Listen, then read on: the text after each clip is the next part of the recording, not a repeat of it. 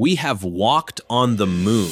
We have edited human genes. We have built machines that can hold a conversation. And yet, every single year, a tiny speck of protein, roughly 10,000th the width of a human hair, shuts down classrooms, empties offices, and lays low the most advanced species on the planet. The common cold. We have been fighting it for over 4,000 years. The ancient Egyptians wrote remedies for it. And after all that time, all that money, all that science, we still have no cure. Not a pill, not a vaccine, nothing. So here's the uncomfortable question. It's not that nobody has tried, it's that some of the smartest people alive have tried, repeatedly, and failed. Why? Why can't we ever cure the common cold? The answer isn't that the cold is too strong. It's that we've been picturing the enemy completely wrong.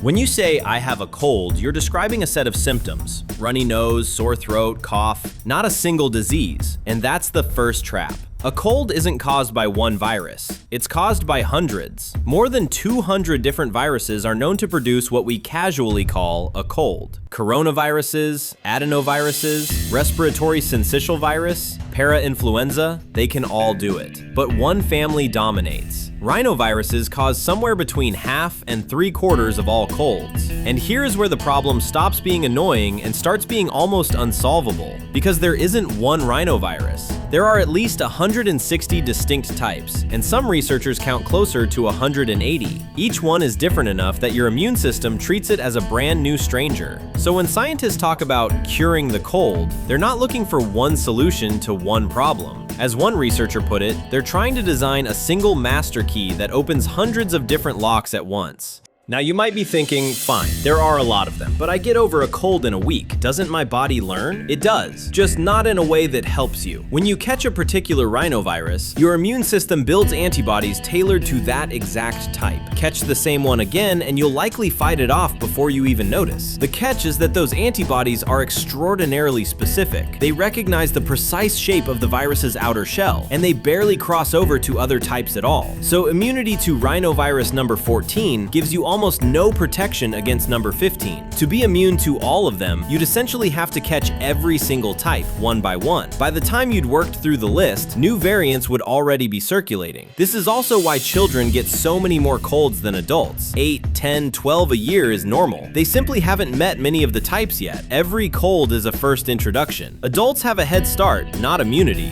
This is the natural next thought. We beat polio with a vaccine. We beat smallpox, wiped it off the face of the earth. Why not the cold? Because the strategy that crushed those diseases doesn't translate. A classic vaccine works by showing your immune system one stable target ahead of time, so it's ready. That works beautifully when there's a single slow-changing enemy. Smallpox was essentially one virus that barely changed. The cold is the opposite. To cover rhinoviruses alone with that approach, you'd need a vaccine carrying well over 100 different versions of the virus at once. And even then, it might not cover the types that emerge next season. It was actually tried in a limited way back in the 1960s. A vaccine against one rhinovirus type worked against that one type. Against the rest, it was useless. And there's a deeper problem. The cold is rarely dangerous. For a vaccine to be worth giving to billions of healthy people, it has to be exceptionally safe and cheap, because the disease it prevents is, for most of us, merely a nuisance. The risk-reward math that justifies a measles vaccine simply doesn't add up for a week of sniffles.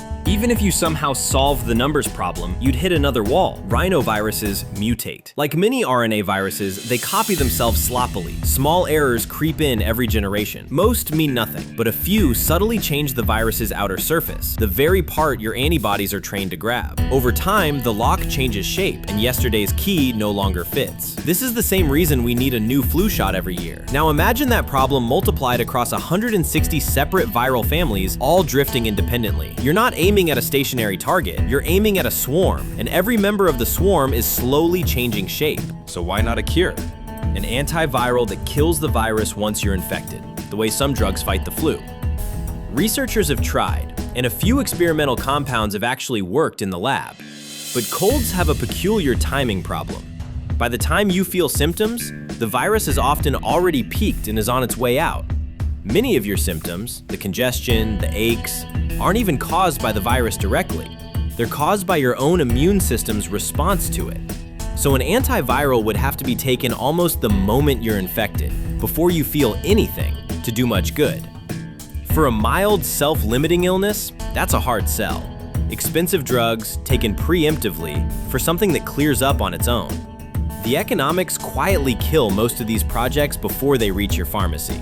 So let's name the real reason we can't cure the common cold. It isn't a single failure, it's a stack of them, all reinforcing each other. The enemy isn't one virus, but hundreds. Immunity to one barely transfers to the next. The most successful weapon we have, the vaccine, was built for stable, dangerous targets, and the cold is neither. The viruses shapeshift as they go, and because the disease is usually harmless, the enormous investment a real cure would require is almost impossible to justify. Curing the cold isn't like climbing one tall mountain, it's like being told to climb 160 mountains at once, while each one quietly grows a little taller every year. But here's the part that should give you hope. Scientists haven't given up. The frontier now isn't finding a key for every lock, it's finding the one thing all these viruses share, a hidden structure common to all rhinoviruses. A vaccine that trains not antibodies but T cells to recognize the family rather than the individual. If that works, the math flips entirely. So we may yet cure the common cold, but it won't be because we finally overpowered a weak enemy. It'll be because we finally understood that we were fighting the wrong war all along. Until then, the smallest things really are the hardest to beat. If you found that satisfying, that's exactly what this channel is for. Taking the questions that sound simple and showing you why they never were. Subscribe, and next time someone says, "Why can't they just cure the cold?" you'll know the real answer. Why can't we ever? We'll keep asking.